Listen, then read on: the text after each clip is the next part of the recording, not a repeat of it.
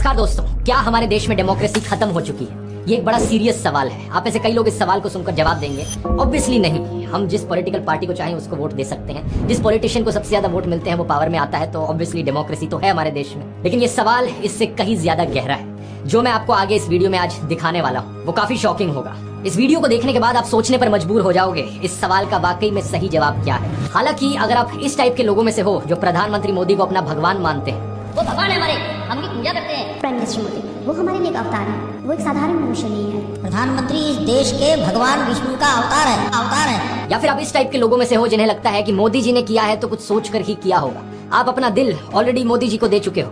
मोदी हमारा पति, हमारा भाई, हमारा बाप, हमारा गुरु है। आप सब बोलिए, क्यों आपको लगता है कि मोदी जो और योगी जी वो विकास दे पाएंगे जो और कोई नहीं दे? हम उनके ऊपर दिल दे बैठे हैं। ऐसे केस में आपके लिए मुश्किल हो सकता है अपनी आंखें खोलकर सच हजम करना, लेकिन बाकी सब लोगों के लिए अगर आप सही मायनों में देश की परवाह करते हो तो आज का ये वीडियो बहुत बहुत जरूरी है। बात यहाँ किसी एक इंसिडेंट की नहीं है, बल्कि ढेर सारे ऐसे इंसिडेंट्स की है जो एक के बाद एक होए जा रहे हैं पिछले कुछ महीनों से, पिछले कुछ सालों से। वो सारे इंसिडेंट्स जो सिर्फ एक चीज की ओर इशारा करते हैं कि हमारा देश वन नेशन वन पार्टी की ओर आगे बढ़ रहा है। मीडिया से ऑपोजिशन की आवाज को पूरी तरीके से खत्म कर देना, एमएलएस की हॉर्स ट्रेडिंग, इलेक्टेड सरकारों से पावर छीन लेना नए कानून बनाकर, इन्वेस्टिगेटिव एजेंसीज का वेपनाइजेशन, ईडी सीबीआई का प्रेशर बनाकर ऑपोजिशन पॉलिटिशियंस को जेल भेज देना, स्टेट गवर्नमेंट्स की वर्किंग में इंटरफेयर करना गवर्नर्स का इस्तेमाल करके, स्टेट गवर्नमेंट से फंड्स को ही विदहोल्ड कर लेना, जनता से प्रोटेस्ट करने का अधिकार ही छीन लेना और अगर कोई प्रोटेस्ट करे तो उनका टीयर गैस और रबर बुलेट से स्वागत करना, इलेक्टोरल बॉन्ड्स का इस्तेमाल करना अपनी सारी फंडिंग छुपाने के लिए, और अगर कोई ऑपोजिशन का कैंडिडेट इलेक्शन जीत भी जाए तो सीधा सीधा इलेक्शन फ्रॉड करके खुद को जिता लेना। मैं प्रधानमंत्री मोदी से कहना चाहूंगा, थोड़ी मर्यादा रखिए।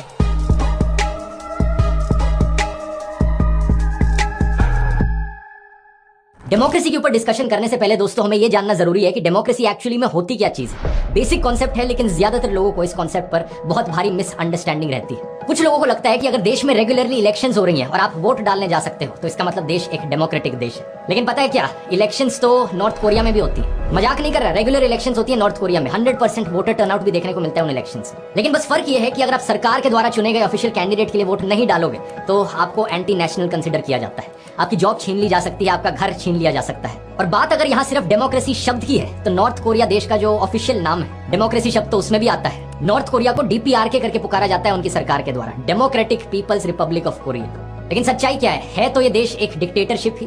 सिमिलरली रशिया को भी एक डिक्टेटरशिप कंसीडर किया जाता है, लेकिन इलेक्शंस तो वहां भी होती है। बस फर्क ये है कि जो भी कैंडिडेट पुतिन के खिलाफ खड़ा होता है वो किसी ना किसी कारण से कभी उसको डिस्क्वालीफाई कर दिया जाता है, कभी वो अचानक से मार दिया जाता है। तो इससे एक बात साफ हो जानी चाहिए आपको कि सिर्फ इलेक्शंस होने का मतलब ये नहीं कि देश डेमोक्रेसी बन गया। इलेक्शंस फ्री और फेयर होनी चाहिए। फ्री मतलब जनता को आजादी है, जिसके लिए वो वोट डालना चाहे उसके लिए डाल सकते हैं, और फेयर का मतलब अलग अलग कैंडिडेट्स का, अलग अलग पॉलिटिकल पार्टीज के जीतने का एक फेयर चांस है।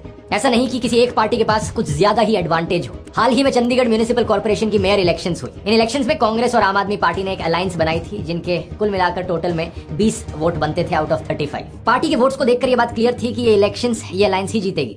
लेकिन जब इलेक्शंस एक्चुअली में हुई तो वहां के प्रिजाइडिंग ऑफिसर ने क्या किया, ये बात कोई सीक्रेट नहीं है, आप इसकी सीसीटीवी फुटेज देख सकते हो क्या किया। इन्होंने 8 कांग्रेस और एपी के वोट्स को इनवैलिड डिक्लेयर कर दिया, और ये सीधा सीधा इलेक्शन फ्रॉड जो हुआ यहाँ पर इसे सीसीटीवी कैमरा में भी कैप्चर किया गया। इनफैक्ट ये खुद कैमरा की तरफ देखते हुए पकड़े गए। इनकी शक्ल देखो, मतलब जैसे कैमरा की ओर देख रहे हो, ऐसा लग रहा है कि चोरी करते हुए पकड़े गए। और इलेक्शन का रिजल्ट क्या बताया गया कि बीजेपी इन इलेक्शन को जीत गई। इतना खुलेआम इलेक्शन फ्रॉड इससे पहले देश में शायद ही कभी हुआ है। चीफ जस्टिस ऑफ इंडिया ने खुद कहा कि ये सीधा सीधा मर्डर ऑफ डेमोक्रेसी है। हालांकि सुप्रीम कोर्ट ने यहाँ पर एक ऐतिहासिक फैसला देकर इस इलेक्शन को बचा लिया, लेकिन सवाल ये, अगर यहाँ एक सीसीटीवी कैमरा ना होता और बैलेट पेपर्स ना होते तो क्या ये चोरी पकड़ी जाती? ये सिर्फ एक उदाहरण है दोस्तों। इससे पहले इस खबर को देखो, 2021 की खबर। असम में एक बीजेपी कैंडिडेट की गाड़ी में एक ईवीएम मशीन पाई गई। इसके बाद इलेक्शन कमीशन को रीपोल ऑर्डर करना पड़ा इस जगह का। लेकिन इतनी पहले की बात करने की जरूरत ही क्या है, इसी महीने की खबर को देख लो। फरवरी 2024, 3 अनजान लोगों ने पुणे में सासवड़ तहसील के ऑफिस से इलेक्ट्रॉनिक वोटिंग मशीन की कंट्रोल यूनिट चुरा ली। क्या मजाक चल रहा है यहाँ पर? क्या हमारी इलेक्शंस यहाँ फ्री और फेयर तरीके से हो रही हैं? इलेक्शन कमीशन एक ऑर्गेनाइजेशन है जिससे एक्सपेक्ट किया जाता है कि फ्री एंड फेयर इलेक्शंस वो देश भर में कंडक्ट करवाएगा, लेकिन इलेक्शन कमीशन को ही एक्यूज किया गया है कि वो पार्शियल है और बायस्ड है। ये एक्यूजेशन बहुत पुराना है। सबसे पहले बीजेपी पॉलिटिशियन नरेंद्र मोदी ने यह आरोप लगाया था। सही सुना आपने, मई 2014 की इलेक्शन से पहले नरेंद्र मोदी ने इलेक्शन कमीशन पर यह आरोप लगाया था। हालांकि वो इसके बाद हुई इलेक्शंस को जीत गए थे, लेकिन पिछले 10 सालों में इलेक्शन कमीशन पर इतने आरोप लगाए गए हैं कि प्रशांत किशोर ने तो खुद ही कह दिया कि इलेक्शन कमीशन बीजेपी की एक्सटेंशन है। उनका कहना है कि उन्होंने इतना पार्शियल और बायस्ड इलेक्शन कमीशन आज तक नहीं देखा। इस कमीशन ने हमेशा रूल्स को बेंड करने की कोशिश करी है, इस तरीके से स्केड्यूल बनाने की कोशिश करी है इलेक्शंस का कि फायदा हमेशा बीजेपी को पहुंचे। इलेक्शन कमीशन ने बड़ी क्लियर डायरेक्शंस दे रखी हैं कि इंडियन आर्मी का नाम कभी भी नहीं इस्तेमाल किया जा सकता पॉलिटिकल कैंपेन्स में। लेकिन प्रधानमंत्री मोदी ने 2019 की इलेक्शन से पहले बड़ी ही बेशर्मी से वोट्स मांगे मार्टियर्स के नाम पर, एयर स्ट्राइक्स के नाम पर। मैं मेरे फर्स्ट टाइम वोटर से कहना चाहता हूँ कि आपका पहला वोट पुलवामा में जो वीर शहीद हुए, उन वीर शहीदों के नाम आपका वोट समर्पित हो सकता है क्या? उत्तर प्रदेश के चीफ मिनिस्टर आदित्यनाथ तो इस हद तक पहुंच गए कि उन्होंने इंडियन आर्मी को मोदी जी की सेना बुला दिया और मोदी जी की सेना आतंकवादियों को गोली और गोला देती है। अब इस चीज को लेकर जब इलेक्शन कमीशन में कंप्लेन दर्ज करी गई, 21 दिन तक कोई एक्शन नहीं लिया गया और 21 दिन के बाद इलेक्शन कमीशन ने अपनी क्लीन चिट दे दी। रूल्स क्लियरली लिखे हैं, उन्हें वायलेट किया जा रहा है, लेकिन फिर भी क्लीन चिट। ये इकलौती क्लीन चिट नहीं है, प्रधानमंत्री मोदी को कम से कम 4 अलग अलग केसेस में ऐसी क्लीन चिट्स मिली है। अमित शाह ने राहुल गांधी की कॉन्स्टिट्यूएंसी को पाकिस्तान से कंपेयर किया था, ये भी करना रूल्स के खिलाफ है, लेकिन इलेक्शन कमीशन ने इसमें भी क्लीन चिट दे दी। कुल मिलाकर 7 ऐसे केसेस हैं जिसमें मोदी और शाह को क्लीन चिट मिली हुई है। एनडीटीवी ने उस वक्त ये भी रिपोर्ट किया था कि 3 इलेक्शन कमिश्नर्स में से एक इलेक्शन कमिश्नर ने डिसेंटिंग राय अपनाई इन 7 में से 5 केसेस में, यानी एक इलेक्शन कमिश्नर ऐसे थे जिनका मानना था कि यहाँ क्लीन चिट नहीं मिलनी चाहिए। बाद में पता चला कि इन इलेक्शन कमिश्नर का नाम था अशोक लवासा। पता है इनके साथ आगे जाकर क्या हुआ? इनकी पत्नी, बेटे, बेटी, बहन सभी को सरकारी एजेंसियों के नोटिस आ गए। सिटीजन कमीशन ऑन इलेक्शंस ने अपनी रिपोर्ट में बताया कि अशोक लवासा को धीरे से इलेक्शन कमीशन से बाहर कर दिया। जरा सोचिए, ये एक इलेक्शन कमिश्नर के बारे में बात हो रही है, ये एक डेमोक्रेसी है या डिक्टेटरशिप? डेमोक्रेसी के अंदर separation of powers, independence of institutions एक ऐसी चीज है जिसके बारे में आपने स्कूल में पढ़ा होगा। हमारे सुप्रीम कोर्ट ने एक आदेश दिया था इलेक्शन कमीशन का इंडिपेंडेंस बनाए रखने के लिए कि जो चीफ इलेक्शन कमिश्नर है और बाकी इलेक्शन कमिश्नर्स हैं, उनकी अपॉइंटमेंट 3 मेंबर कमेटी के द्वारा करी जाएगी, जिसमें एक प्राइम मिनिस्टर होंगे, दूसरे ऑपोजिशन के लीडर होंगे और तीसरे चीफ जस्टिस ऑफ इंडिया खुद होंगे। ऐसा करने से ये इंश्योर किया जा सके जो इलेक्शन कमिश्नर अपॉइंट किया जा रहा है वो सही मायनों में इंडिपेंडेंट होगा, एक तरफ बायस नहीं होगा। लेकिन कुछ ही महीने पहले सरकार एक नया लॉ लेकर आई जिसमें सरकार ने कहा कि इस कमेटी से चीफ जस्टिस ऑफ इंडिया को हटाओ, हम अपना ही एक मिनिस्टर और रखेंगे इस कमेटी में। तो 3 मेंबर की कमेटी में अब 2 लोग सरकार के खुद ही हो गए जो इलेक्शन कमिश्नर को अपॉइंट करेंगे। अगर बीजेपी की नीयत साफ है तो फिर ऐसा कानून क्यों बनाया गया? क्यों सरकार यहाँ पर इलेक्शन कमिश्नर के अपॉइंटमेंट को भी कंट्रोल करना चाहती है? इस चीज को बाद में सुप्रीम कोर्ट में चैलेंज किया गया था, लेकिन सुप्रीम कोर्ट ने यहाँ कोई एक्शन नहीं लिया, ये कहते हुए कि सेपरेशन ऑफ पावर्स है। अगर सरकार एक कानून बना रही है तो सुप्रीम कोर्ट उसे इस तरीके से स्ट्राइक डाउन नहीं करना चाहता। आज के दिन इलेक्शन कमीशन ने इस चीज पर भी एक लिमिट लगाई हुई है कि एक एमएलए इलेक्शन और एक एमपी इलेक्शन में कितना पैसा खर्च किया जा सकता है। एमपी इलेक्शन में लिमिट 95 लाख रुपीस पर है। बीजेपी ने 437 सीट्स पर चुनाव लड़ा था, तो पार्टी की जो टोटल स्पेंडिंग है वो 415 करोड़ से ज्यादा नहीं होनी चाहिए थी। लेकिन कितना पैसा इन्होंने खर्च किया? इलेक्शन कमीशन की वेबसाइट पर लिखा हुआ है 1264 करोड़ रुपीस। कैसे अलाउ किया इलेक्शन कमीशन ने?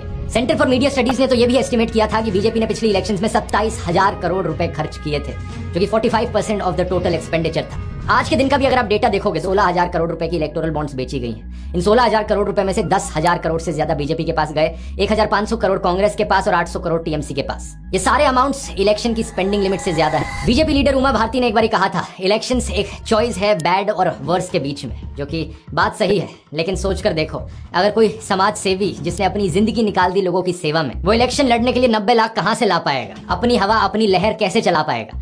स्पेशली जब दूसरी तरफ पार्टी के पास हजारों करोड़ रुपए हो। प्रॉब्लम यहाँ सिर्फ इलेक्शंस की नहीं है, अगर किसी ऑपोजिशन पार्टी की सरकार बन भी जाती है तो भी उस सरकार को गिरा दिया जाता है। यहाँ पर अनगिनत बार एलिगेशंस लगे हैं हॉर्स ट्रेडिंग के बीजेपी पर। बार बार ये कहा गया लोगों के द्वारा कि बीजेपी एमएलएस को एक रिजॉर्ट में लेकर जाती है और उन एमएलएस का मुंह बंद कर देती है पैसे ठूसकर। क्या ये हॉर्स ट्रेडिंग के एलिगेशंस सच्चे हैं? मैं तो नहीं बता सकता क्योंकि मैं तो उस रिजॉर्ट के अंदर झांक कर देखता नहीं हूँ, लेकिन आप खुद ही सोच लो, रिजॉर्ट के अंदर वो सारे एमएलएस बैठकर लूडो तो खेलेंगे नहीं। ऐसी चीजों में इन्वेस्टिगेशन करने का काम है इन्वेस्टिगेटिव एजेंसीज का। अब ये सोचो इन एमएलएस के घर पर क्या कहानी चलती होगी। जो नेता इन एमएलएस को खरीद कर घर आया है, अपने बीवी बच्चों को क्या कहता होगा? अरे कहाँ हो जी, जल्दी आओ, बहुत बढ़िया खुशखबरी लेकर आया हूँ, जनता की आवाज को दबाकर आया हूँ, लोकतंत्र का गला घोट कर आया हूँ, लाओ जी लाओ मिठाई लाओ। और दूसरा एमएलए जो बिक गया है कुछ करोड़ पैसों के लिए, वो अपने घर में जाकर क्या कहता होगा? ये देखो मेरे बच्चों, कितना सारा पैसा लाया हूँ, भारत माता के दामन पर आज हॉर्स ट्रेडिंग का दाग लगा कर आया हूँ, लो मिठाई खाओ। ऐसे नेताओं पर काफी गुस्सा आता है, लेकिन साथ ही दया भी कि ये कितने मिजरेबल हैं, कितने नीचे गिरे हुए हैं। अच्छा, पैसे का लालच दिखाना और हॉर्स ट्रेडिंग करना तो सिर्फ एक तरीका है, इससे नहीं माना कोई एमएलए तो दूसरा तरीका है इन्वेस्टिगेटिव एजेंसीज, ईडी का इस्तेमाल करना, ईडी की वेपनाइजेशन। पिछले साल 14 पॉलिटिकल पार्टीज ने सुप्रीम कोर्ट में कंप्लेन करी थी कि कैसे सरकार सीबीआई और ईडी का इस्तेमाल कर रही है ऑपोजिशन लीडर्स के खिलाफ। उन्होंने बताया कि 3,000 से ज्यादा रेड्स करी है इन्होंने पॉलिटिकल लीडर्स पर। 2014 से अगर कंपेयर करो तो 4 गुना का जंप देखने को मिला है ईडी केसेस में जो पॉलिटिशियंस के खिलाफ चल रहे हैं, और 95% 96% केसेस सिर्फ ऑपोजिशन पार्टीज के खिलाफ। ईडी ने जवाब में कहा कि हमारा कन्विक्शन रेट बड़ा हाई है, 96% का कन्विक्शन रेट है, क्योंकि 25 केसेस के ट्रायल्स कंप्लीट हो चुके हैं और 24 केसेस में कन्विक्शन देखने को मिला। लेकिन सच्चाई पता है क्या है? 2005 से लेकर आज तक टोटल में 5900 से ज्यादा केसेस रजिस्टर किए हैं ईडी ने। ट्रायल सिर्फ 25 केसेस में हुआ है, कन्विक्शन सिर्फ 24 केसेस में, यानी कि सिर्फ 0.5% केसेस काम के निकले। जब भी किसी ऑपोजिशन पॉलिटिशियन पर करप्शन का आरोप लगता है और वो बीजेपी ज्वाइन कर लेता है, अचानक से वो साफ हो जाता है, सारे केसेस उसके खिलाफ ड्रॉप कर दिए जाते हैं। किसी ने इसके ऊपर एक पोएम भी लिखी थी।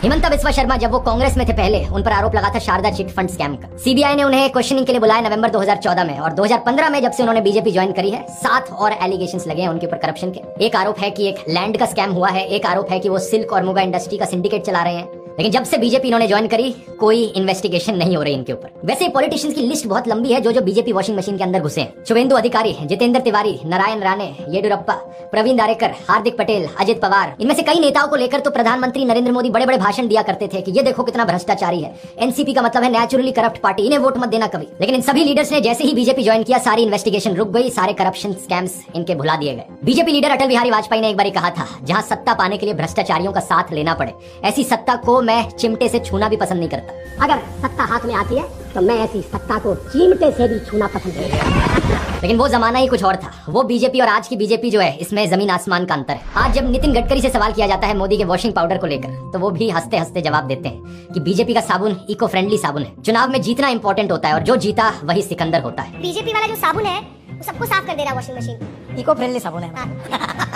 आप किसकी बात से ज्यादा सहमत हो, आज के नितिन गडकरी जी या पहले के अटल बिहारी वाजपेयी जी? कमेंट्स में लिख के बताना। पैसे का लालच और ईडी के प्रेशर के बाद भी अगर कोई ऑपोजिशन पॉलिटिशियन बीजेपी को ज्वाइन नहीं करता, तो उनके खिलाफ जो कार्रवाई है वो चलती रहती है और कई केसेस में उन्हें बिना कॉन्विक्ट किए जेल में डाल दिया जाता है और कई महीनों तक वो जेल में पड़े रहते हैं। आम आदमी पार्टी के एमपी राघव चड्ढा ने बताया कि अगर मनीष सिसोदिया, सत्येंद्र जैन, अभिषेक बैनर्जी, संजय राउत, फारूक अब्दुल्ला, तेजस्वी यादव ये बीजेपी ज्वाइन कर लेना, ईडी और सीबीआई जितने भी केसेस इनके खिलाफ चला रही है वो सारे बंद हो जाएंगे इमीडिएटली। और मनीष सिसोदिया और सत्येंद्र जैन को जो जेल में डाल रखा है वो तुरंत जेल से बाहर आ जाएंगे। अब कन्विक्शन के बाद किसी को सजा काटने के लिए जेल में डाला जाए वो अलग बात है, लेकिन यहाँ पर कॉन्विक्ट प्रूफ करने से पहले ही ऑपोजिशन पॉलिटिशियंस को जेल भेजा जा रहा है। सबसे खराब बात तो ये है कि जिन स्टेट्स में ऑपोजिशन की सरकारें एग्जिस्ट करती हैं, वहां पर उन्हें काम भी नहीं करने दिया जाता। एक नहीं, दो नहीं, बल्कि बहुत सारी अलग अलग स्टेट्स ने बार बार ये आरोप लगाया है मोदी सरकार के ऊपर कि गवर्नर्स का इस्तेमाल करके हमारे डे टू डे अफेयर्स में इंटरफेरेंस करी जा रही है, हमारे कामों पर रोक लगाई जा रही है। वेस्ट बंगाल की सरकार ने ऐसा कहा, बार बार वेस्ट बंगाल के गवर्नर पर यह ब्लेम गया। तमिलनाडु की सरकार ने ऐसा कहा, दिल्ली की सरकार ने ऐसा कहा, केरला की सरकार ने ऐसा कहा। पिछले साल केरला की सरकार ने तो यह तक आरोप लगाया था कि जो हम बिल पास करते हैं, हमारे गवर्नर उस पर 2-2 साल तक बैठे रहते हैं, उन बिल्स को अप्रूव ही नहीं होने देते। इस बात को लेकर केरला स्टेट ने सुप्रीम कोर्ट में कंप्लेन भी करी और सुप्रीम कोर्ट ने कहा कि गवर्नर्स इस तरीके से बिल्स पर बैठ नहीं सकते,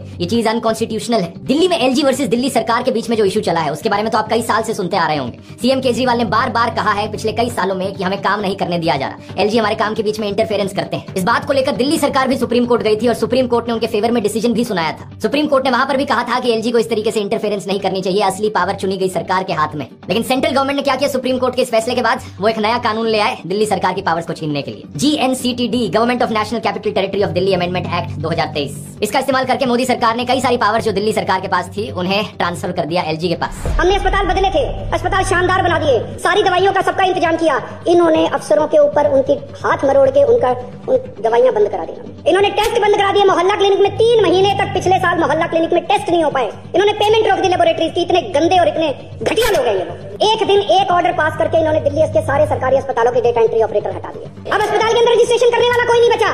अरे करना क्या चाहते हो, दिल्ली के लोगों को मारना चाहते हो क्या?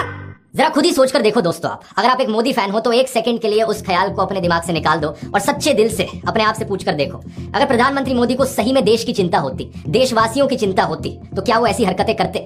न्यूज लॉन्ड्री की 2 दिन पहले की इन्वेस्टिगेशन ने बताया कि ईडी का इस्तेमाल सिर्फ बाकी पार्टीज के खिलाफ नहीं किया जा रहा है, बल्कि देश में कंपनीज के खिलाफ भी किया जा रहा है। कम से कम 23 ऐसी कंपनीज जिन्होंने आज तक बीजेपी को कोई पैसा नहीं डोनेट किया था, उनके ऊपर सेंट्रल एजेंसीज की रेड होती है और एक पैटर्न देखने को मिलता है। रेड के बाद वो कंपनीज करोड़ों रुपए डोनेट करती है बीजेपी को। टोटल में 335 करोड़ रुपए इन कंपनीज ने बीजेपी को डोनेट किए जिन पर आईटी या ईडी की रेड पड़ी थी। तो क्या यहाँ पर इन कंपनीज को धमकाकर उनसे पैसा भी एक्सटॉर्ट किया जा रहा है? क्या हमारी इलेक्शंस फ्री और फेयर तरीके से हो रही हैं? यहाँ मीडिया का भी एक बड़ा इंपॉर्टेंट रोल आता है। फेयर इलेक्शंस का मतलब है कि रूलिंग पार्टी के पॉलिटिशियंस और ऑपोजिशन के पॉलिटिशियंस दोनों को अपनी बात रखने का मौका दिया जाएगा, दोनों को मोर और लेस इक्वल कवरेज मिलेगी मीडिया पर।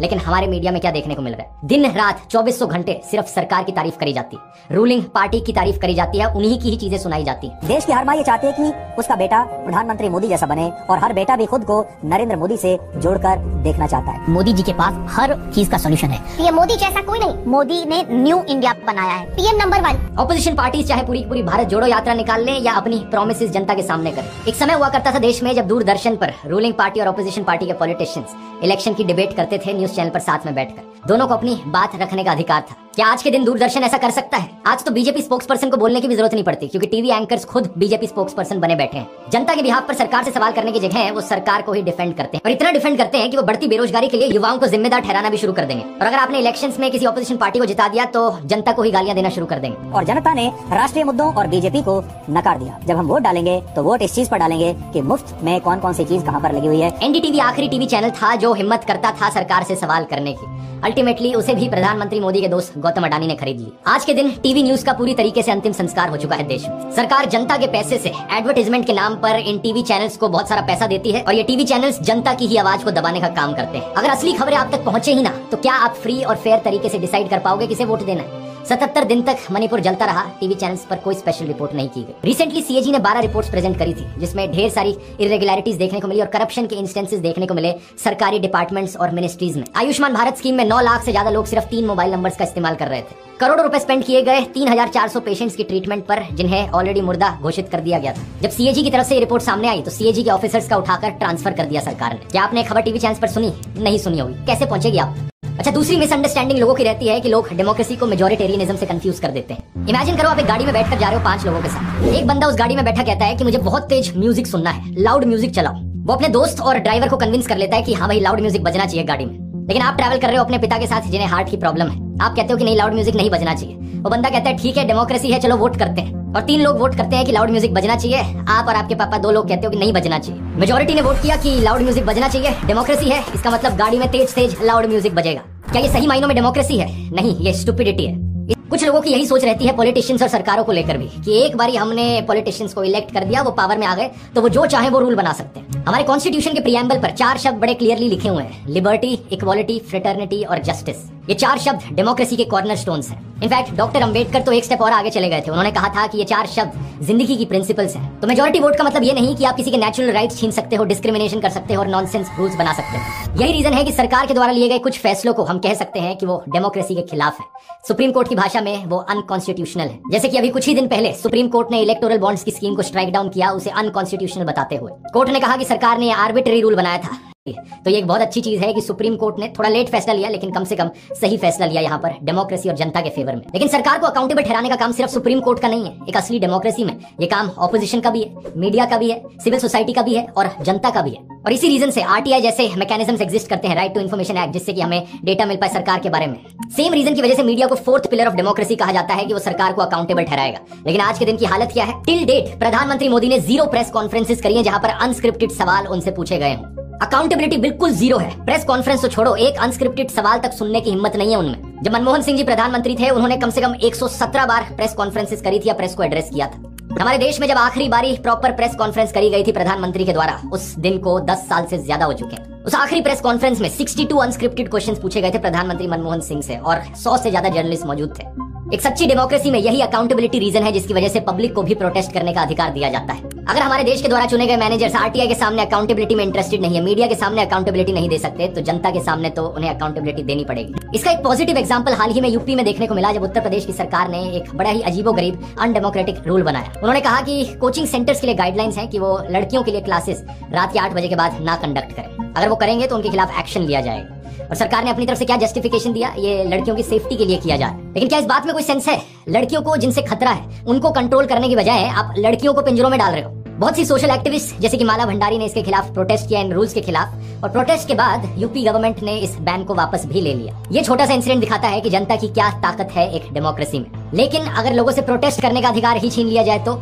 हाल ही में जब किसान दोबारा से उतरे सड़कों पर प्रोटेस्ट करने के लिए, तो सरकार ने नोकीली कीलों के साथ उनका स्वागत किया। कुछ जगहों पर सड़कों की खुदाई कर दी गई, सड़कों को कंप्लीटली ब्लॉक करने के लिए। फिर किसानों के ऊपर रबर बुलेट्स चलाई गई, उनके ऊपर टीयर गैस फेंकी गई, वो भी ड्रोन्स का इस्तेमाल करके, मानो ये कोई वॉर जोन हो। जो फोटोज थी बॉर्डर की क्रॉसिंग की, ऐसा लग रहा था कि देश का ये बॉर्डर हो चाइना के साथ। वहाँ भी इस तरीके से इंतजाम नहीं किए होते। और खबरों में अब रिपोर्ट किया जा रहा है कि कम से कम 3 किसान अंधे हो गए पुलिस के द्वारा चलाई गई इन रबर बुलेट्स की वजह से। पीसफुली प्रोटेस्ट करने वाले आम इंसान को सरकार इस तरीके से ट्रीट करे, क्या ये सही है? इससे पहले रेसलर्स प्रोटेस्ट हुआ, वहाँ भी वही बर्ताव देखा गया पुलिस का। पिछले फार्मर प्रोटेस्ट में भी यही देखा गया, कितने ही किसानों की जाने गई उस प्रोटेस्ट के दौरान। 2021 के इस आर्टिकल के अनुसार कम से कम 600 किसान मारे गए थे उन पिछले फार्मर्स प्रोटेस्ट में। और ये तो वो प्रोटेस्ट है जिनकी बात आपको खबरों में थोड़ी सुनने को मिल जाती है, क्योंकि एक लिमिट से ज्यादा बड़े हो गए हैं प्रोटेस्ट। इसके अलावा जो ज्यादातर प्रोटेस्ट देखने को मिले हैं पिछले सालों में, उनकी तो कभी खबरों में बात तक ही नहीं करी गई। क्या आप जानते थे 240 दिन से ज्यादा लंबे चले कश्मीरी पंडित के प्रोटेस्ट के बारे में? या सरकारी एम्प्लॉइज जो ओल्ड पेंशन स्कीम को लेकर प्रोटेस्ट कर रहे हैं? या 400 दिन लंबा चल रहा प्रोटेस्ट हिसार में दूरदर्शन केंद्र के क्लोजिंग के खिलाफ? या पिछले साल हुआ डॉक्टर्स का प्रोटेस्ट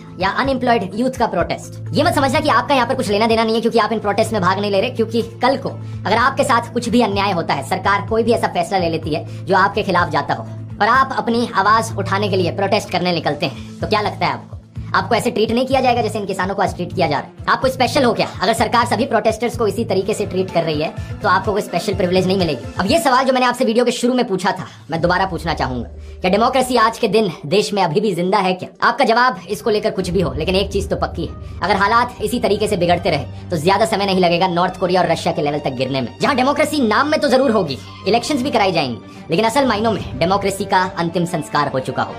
बहुत बहुत धन्यवाद।